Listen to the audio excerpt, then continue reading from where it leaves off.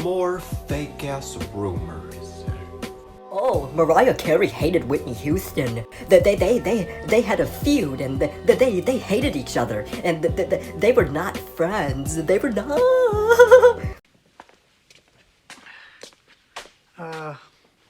Everything that guy just says, bullshit.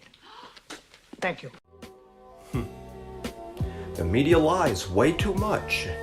But I'm here to expose all these fake-ass rumors because I'm doing it. It's exposing more fake-ass rumors. Whoa, gosh, gosh.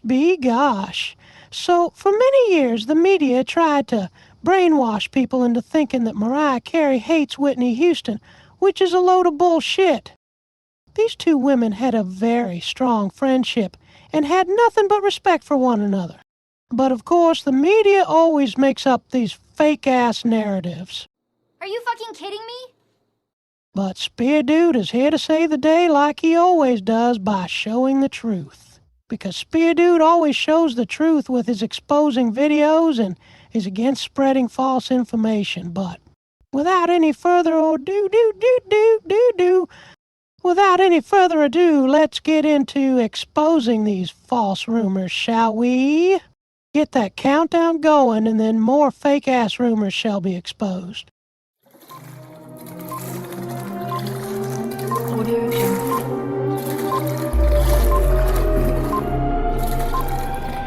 Jungle. She was a hilarious person with a cutting sense of humor. She was real, and she kept it real, and that's why we got along so well. And so many others feel like I do. I miss my friend. I miss hearing her voice in laughter. But we'll always have the music.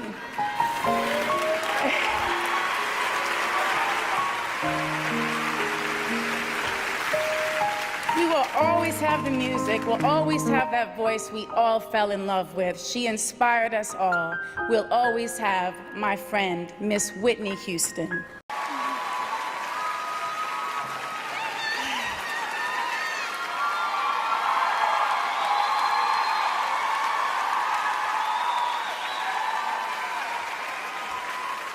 The first time I heard Whitney's voice, I was mesmerized like the rest of the world. Just an unknown budding singer myself, I was captivated by the power in her range, the richness of her tone, and her unique ability to wrap a lyric in emotion. When I first met Whitney, well, we didn't really meet. We were backstage at the Grammy Awards, and we exchanged glances. I was in awe, a tiny bit scared because, there were a few rumors out there that we had some kind of rivalry. And one thing we all know is that Whitney was not to be toyed with, okay? But then we first worked together on Prince of Egypt, our Oscar-winning duet. And thank you. And we got to spend a lot of time together as we promoted it. And we really got to know each other as people, not divas.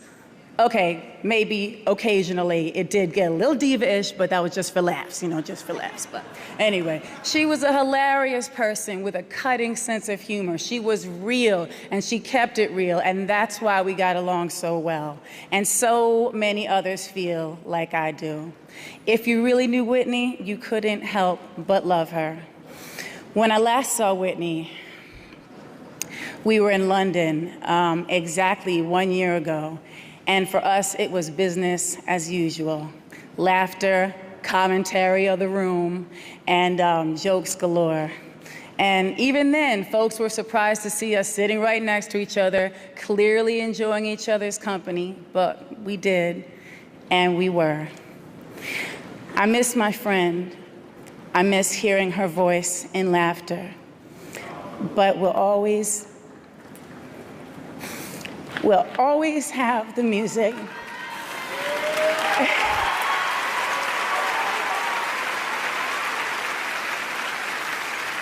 We will always have the music. We'll always have that voice we all fell in love with. She inspired us all. We'll always have my friend, Miss Whitney Houston. You and Whitney are the voices. You are the voices of our generation and generations that followed. You came and you redefined what was possible for the performer and the vocalist, the artist, the writer, the producer, the whole entire human on the world stage. And it was fascinating to watch the two of you rise at the same time. And I've always wanted to ask you this. What did you have in common? What were the things that you had in common with Whitney that drew you closer to her while the world wanted to separate you and create competition? But what drew you together? Well, here's the first part of that. She started before I started. She inspired everybody, myself included, obviously. And I like a lot of the deeper cuts that not everybody knows, like the song she did with Kashif. And like the stuff that people will be like, what? I don't know that, you know? But like Thinking About You and those songs, that's when I first heard her, before she was even that big. So obviously she was inspiring to me and to us all.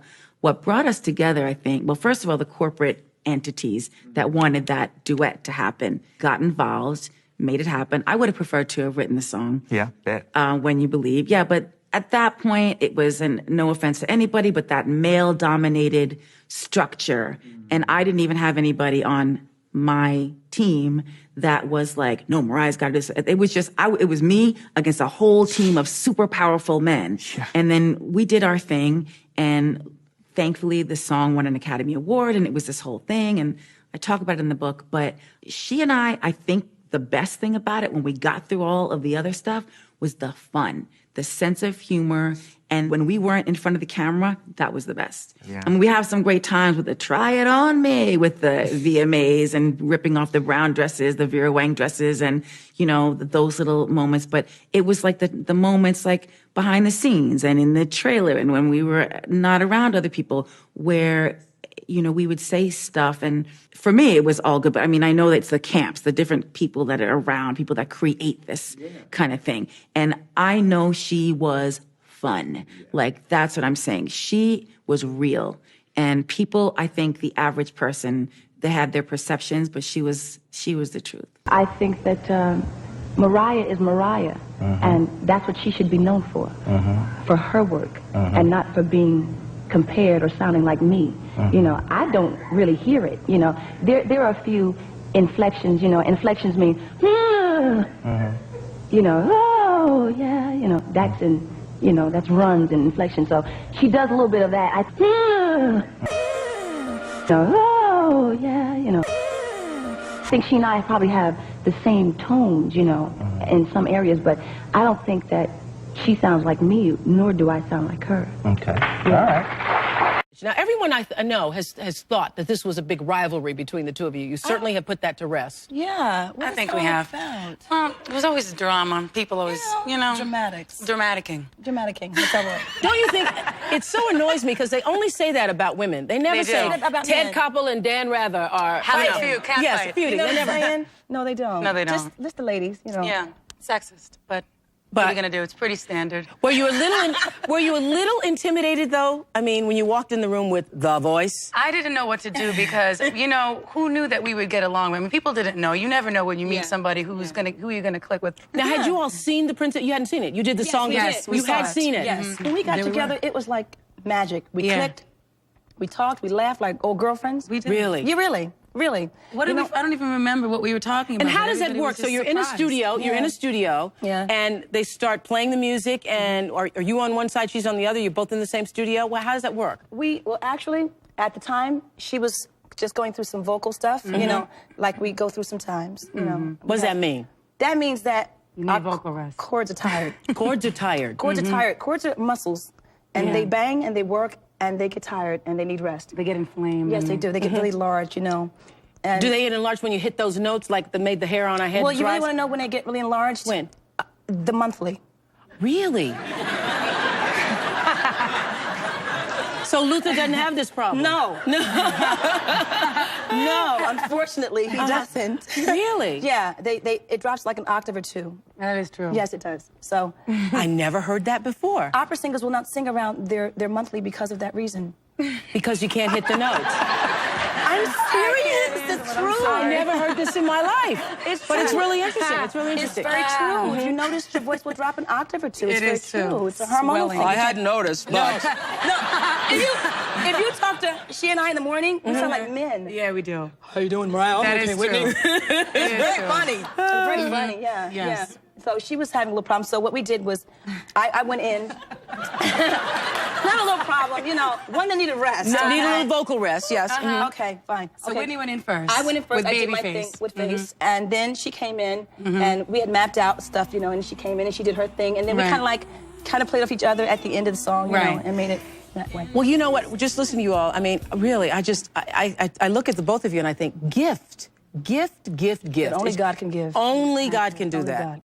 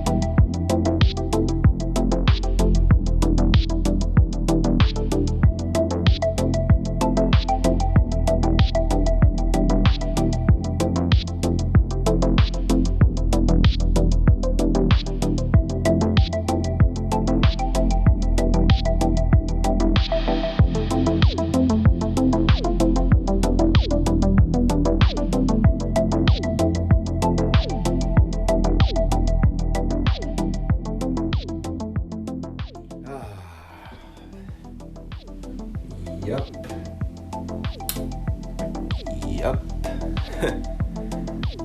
Okay. Another successful exposing video.